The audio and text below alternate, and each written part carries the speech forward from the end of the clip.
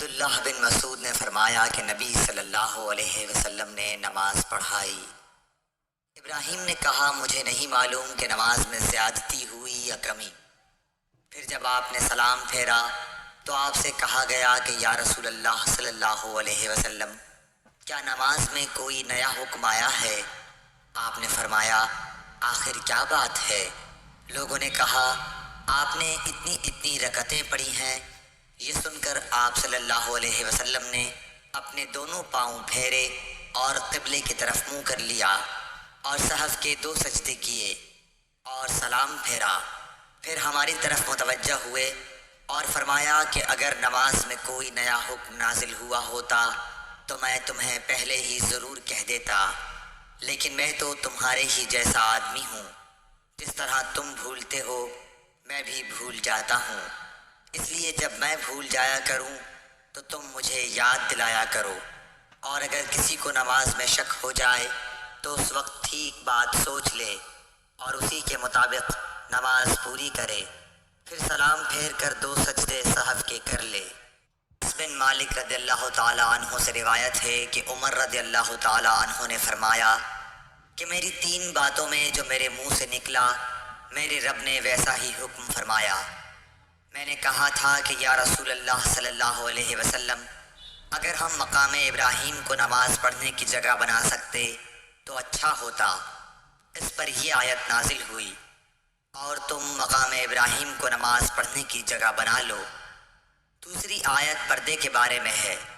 میں نے کہا تھا کہ یا رسول اللہ، کاش آپ اپنی عورتوں کو پردے کا حکم دیتے، کیونکہ ان سے اچھے اور برے ہر طرح کے لوگ بات کرتے ہیں۔ اس پر پردے کی آیت نازل ہوئی۔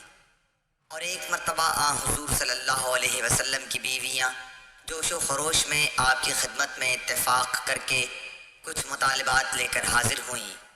میں نے ان سے کہا کہ ہو سکتا ہے کہ اللہ پاک تمہیں طلاق دلا دیں اور تمہارے بدلے تم سے بہتر مسلمہ بیویاں اپنے رسول صلی اللہ علیہ وسلم کو عنایت کریں، تو یہ آیت نازل ہوئی عسیٰ ربہ ان طلقکن ان یبدلہ ازواجا خیرا منکن۔ اور سعید بن ابی مریم نے کہا کہ مجھے یحییٰ بن ایوب نے خبر دی، کہا کہ ہم سے حمید نے بیان کیا، کہا میں نے حضرت انس رضی اللہ تعالی عنہ سے یہ حدیث سنی۔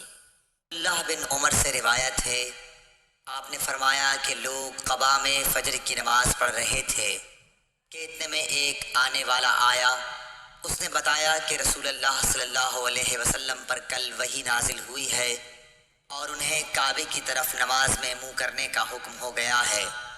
چنانچہ ان لوگوں نے بھی کعبے کی جانب منہ کر لیے، جبکہ اس وقت وہ شام کی جانب منہ کیے ہوئے تھے، اس لیے وہ سب کعبے کی جانب گھوم گئے۔ جناب عبداللہ سے روایت ہے، انہوں نے فرمایا کہ نبی کریم صلی اللہ علیہ وسلم نے بھولے سے ظہر کی نماز ایک مرتبہ 5 رکعت پڑھی۔ اس پر لوگوں نے پوچھا کہ کیا نماز میں زیادتی ہو گئی ہے؟ آپ صلی اللہ علیہ وسلم نے فرمایا کیا بات ہے؟ صحابہ نے عرض کی کہ آپ نے 5 رکعت پڑھی ہیں۔ عبداللہ بن مسعود رضی اللہ تعالیٰ عنہ نے فرمایا کہ پھر آپ نے اپنے پاؤں موڑ لیے اور صحف کے 2 سجدے کیے۔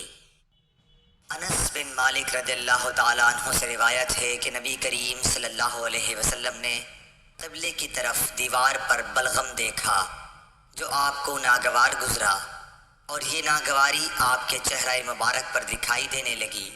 پھر آپ اٹھے اور خود اپنے ہاتھ سے کھرچ ڈالا اور فرمایا کہ جب کوئی شخص نماز کے لیے کھڑا ہوتا ہے تو گویا وہ اپنے رب کے ساتھ سرگوشی کرتا ہے، یا یوں فرمایا کہ اس کا رب اس کے اور قبلے کے درمیان ہوتا ہے، اس لیے کوئی شخص نماز میں اپنے قبلے کی طرف نہ تھوکے، البتہ بائیں طرف یا اپنے قدموں کے نیچے تھوک سکتا ہے۔ پھر آپ نے اپنی چادر کا کنارہ لیا، اس پر تھوکا، پھر اس کو الٹ پلٹ کیا اور فرمایا یا اس طرح کر لیا کرو۔ اللہ بن عمر رضی اللہ تعالیٰ عنہ سے روایت ہے کہ رسول اللہ صلی اللہ علیہ وسلم نے قبلے کی دیوار پر تھوک دیکھا، آپ صلی اللہ علیہ وسلم نے اسے کھرچ ڈالا۔